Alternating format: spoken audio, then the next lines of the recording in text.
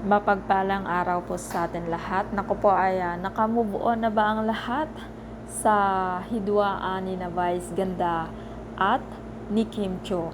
At ngayon naman po ay pakinggan po natin kung saan nga ba nagmula yung hidwaan nga po ni Vice at ni Kim Cho. This award I share with Ann Curtis, Bob Navarro, Joe Hilario, Ami Perez, Ogie Alcacid, Jukes, Teddy, Karel, Jackie, my husband Ayon, MC, Lassie, Sean, Darren, and my baby Ryan Ma.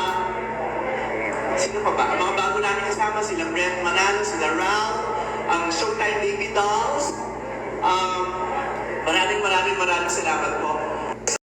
At yan na nga po ay napakinggan po natin na pinasalamatan nga po ni Vice Ganda lahat ng kanyang co-host sa It's Showtime. At maliban lamang po kay Kim Cho. O baka naman sadyang nakalimutan lang po talaga ni Mimi Vice Ganda na banggitin yung pangalan ni Kim Cho. Pero naman yung mga fans naman talaga ni Kim Cho agad-agad naman rumesback.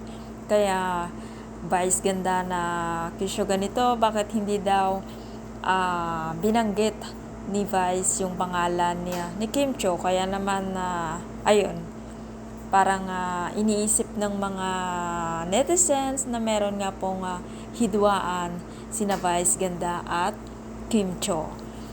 Ikaw, naniniwala ka bang merong hidwaan yung dalawa? Ay sana naman po wala dahil sayang naman ang kanilang pagkakaibigan kung mauwi lamang sa pag-aaway. At kung ikaw hindi pa nakasubscribe ng aking channel, mag-subscribe ka na sa aking channel, Ivesky Velasco. Maraming salamat at mapagpalang araw po sa ating lahat.